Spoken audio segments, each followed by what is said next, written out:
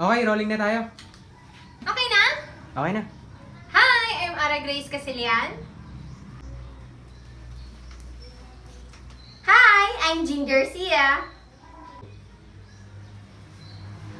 Hi, I'm Jericho Frias. Hi, I'm Luigi Tamundong. Hi, I'm Justin De Vera.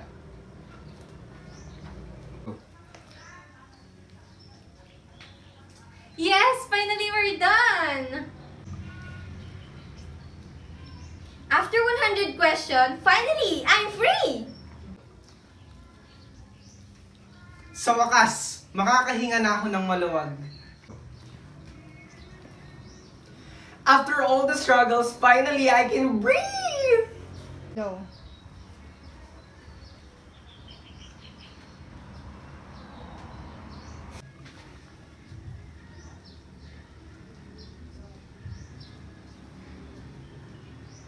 Actually, nakakatakot and nakaka-intimidate.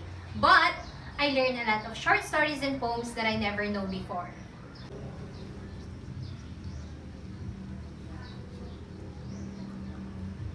It was a roller coaster of emotions, but then as time goes by, I'm amazed on how they interpret and explain those stories and poems that we've tackled. And of course, we are glad, and I am glad to experience that.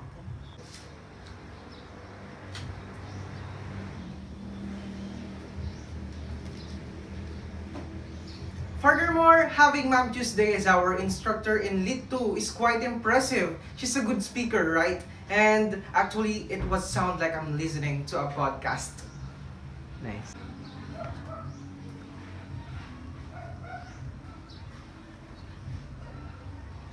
Okay, having Ma'am Tuesday as an instructor wasn't really easy, but I'm so amazed with her brilliance and contribution to the field of the academe. And my experience to her subject was really amazing. I learned about principles in literature, and I even love this subject even more than I expected.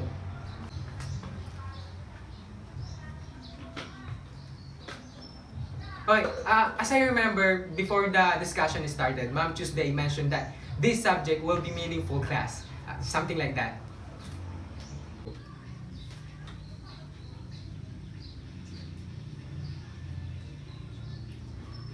The Lion Makers!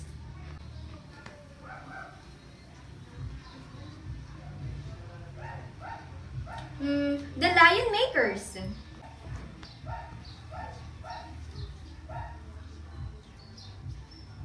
The Lion Makers.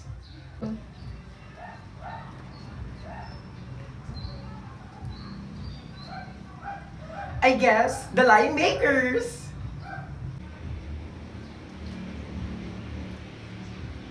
The Lion Makers.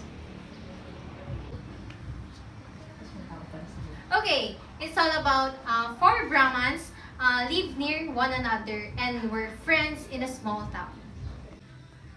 Yung tatlo sa kanila ay nabigyan ng scholarship, kaya't marami silang skills na natututuhan. But they are lack of common sense. Unlike doon sa pang-apat, even though he didn't had a chance to get some scholarship, surprisingly, he had a great deal of common sense. Sige, play mo. Play na, Jim.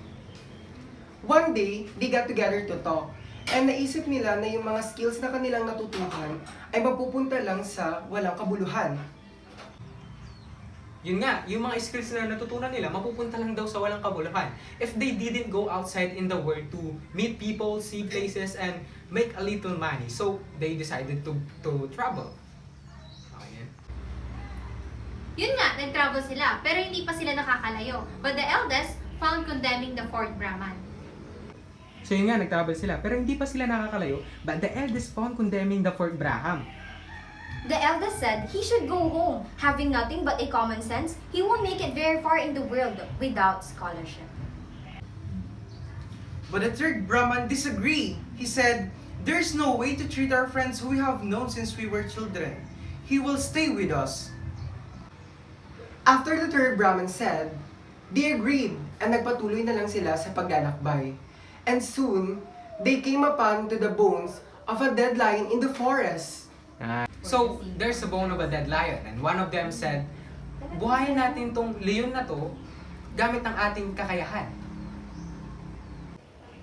And the two of them agreed since they have the ability to revive the lion's fossil. Ay, may lang. Sige, sabihin ko muna yung ano. And the two of them agreed since they have the ability to revive the fossil. At iniisip nila na iyon ang pagkakataon para maipakita at magamit ang mga kakayahan na meron sila. But the fourth, who was the man of no scholarship, said, "This is a lion. If you bring it back to life, it will kill every one of us." Wait, But go. the three Brahmans didn't listen to him. So the fourth Brahman decided to climb up on a tree while the others brought the lions to life. Okay. Then the lion rose up and killed the three scholars. But the man with sense climbed down after the lion had left and went home.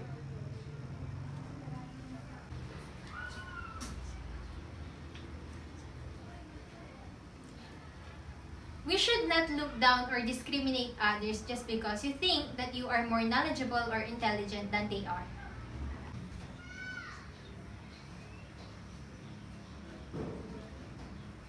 I realized that we people must learn to listen. Just because someone doesn't physically look intelligent doesn't mean that he or she is not going to say anything smart. Doesn't mean that you are going to ignore what he or she said, especially if it is a fact. So we people must learn to listen.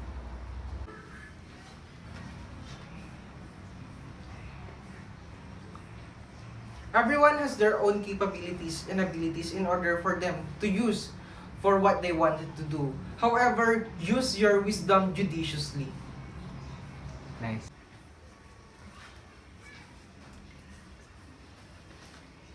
Okay, after reading and studying the story, I remember the famous saying, think before you act.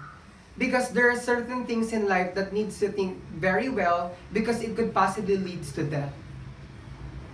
Okay.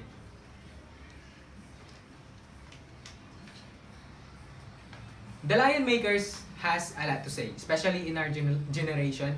A lot of people are genius, skilled. They create something unbelievable. What I mean is those high technology. Without considering consequences, they created something that could destroy our habitable planet and eventually us, just like those three Brahmins.